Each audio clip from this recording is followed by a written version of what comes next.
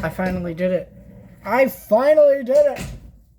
I finally watched the 4K copy of Aquaman I bought on Black Friday. It is now July of 2020 at the time of recording this. And I bought this in November of 2019 in 4K.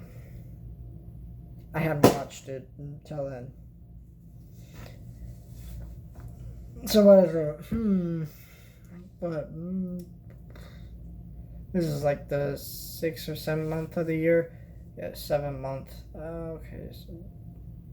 So it's like the 7th month of the year. So 9 months I've had this movie. 9 months! And still have not watched it. And there's another movie I've had for 9 months and still have not watched. The Jungle Book remake. But I'm working on that. I have other things I gotta review before I do that. I also have other things I'm watching currently right now. And I also working on that. So, anyways, but yeah, I will say though, this 4K, I don't have 4K TV, but you know, we have one out in the family room. But like my TV in here is not a 4K TV. So I watched it out there while I was babysitting, and it is nice looking. Like this movie takes place underwater, so anything that's like underwater type stuff in 4K, it looks amazing, and it looked amazing. But you know, a lot of the effects are kind of they're decent, but you could just tell that there's no like weight or physicality there. Like if someone gets punched in this movie, it doesn't feel like it doesn't feel like it hurt or like you feel that punch. Like you don't feel it. That's one of the hardest things to get down about visual effects is like getting the weight into it. And I feel like all the effects here, they don't have the weight. It just looks like a bunch of CGI noise, which is weird because a lot of these costumes are really good and they're really well put together, but they put so much freaking CG. Like they overdo it with some of the CG. And it just doesn't look good. It looks like a video game. Even though these costumes, like, I've seen people actually go to, like, the Warner Brothers kind of museum where they have the costumes, and they look phenomenal.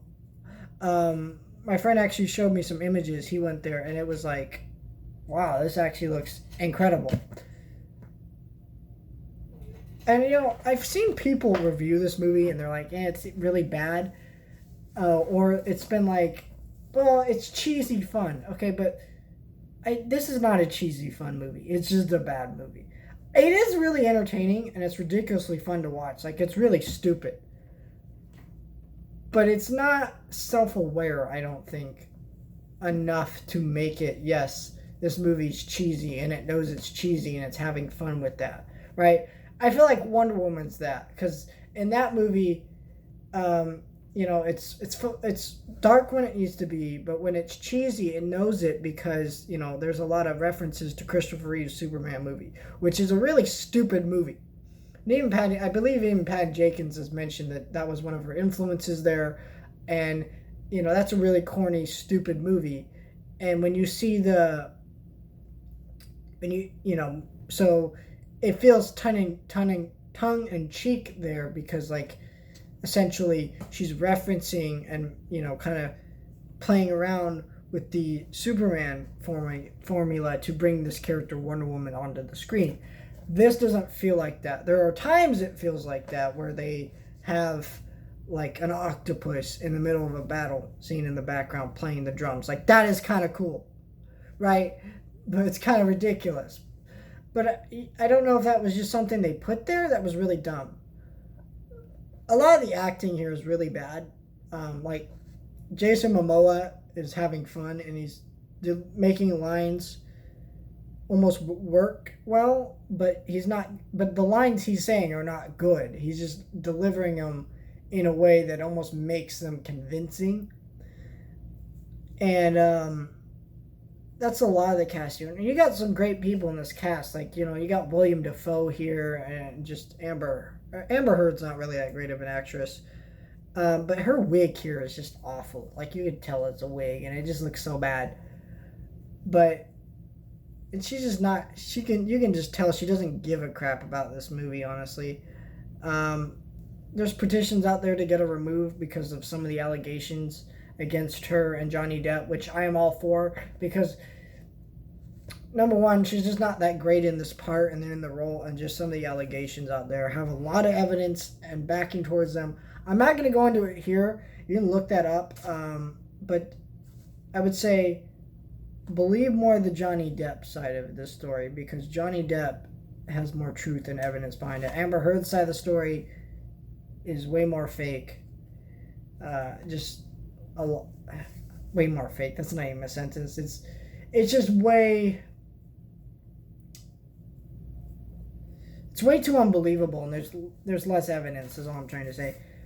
But getting back to the movie, it just, if they were playing around and they were tongue-in-cheek and they were making more jokes, right? Because there really isn't that much joking in this movie. There's a couple jokes where he's like, I could just peed on it, or whatever, or there's that scene with the bikers and he pulls out this pink phone case. Can I get a picture with you? Like that stuff. That was like, okay, we know we're this and we're having fun. And it almost feels like that to an extent because the director, James Wan. James Wan is best known for a lot of his horror stuff, but also he works, I forget which Fast and Furious it was, but he, was able to bring some levity to that franchise, which I've never seen any of the Fast and Furious movies. I just know I wouldn't like them. But his directing of the action scenes is actually really good here. A lot of the cinematography and choreography in some of these action scenes is actually pretty good.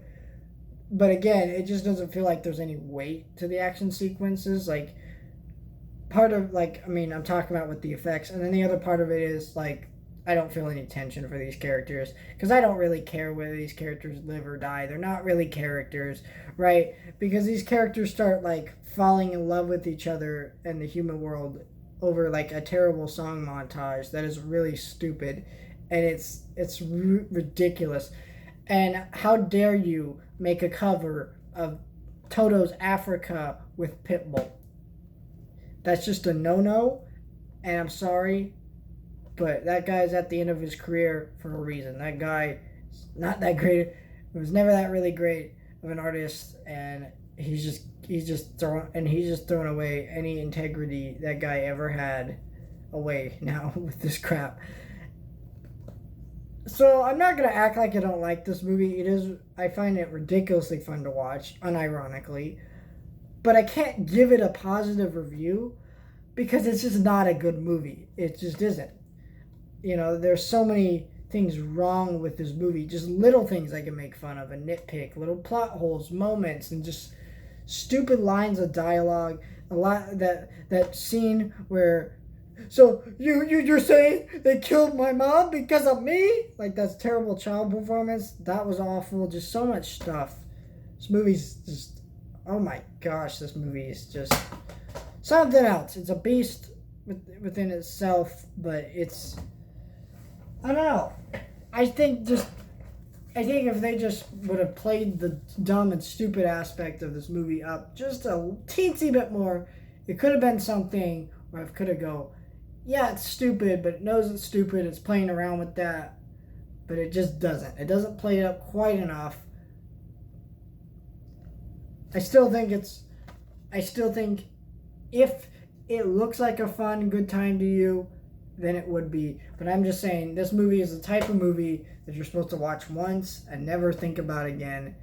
And guess what? That's what majority of people have done, because no one talks about this movie, and it literally came out 8 months ago.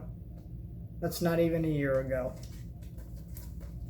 So, I don't know. I prefer Shazam in terms of DC movies and DC animated movies. So they're significantly better than this, but it's not horrible. Just could have been better.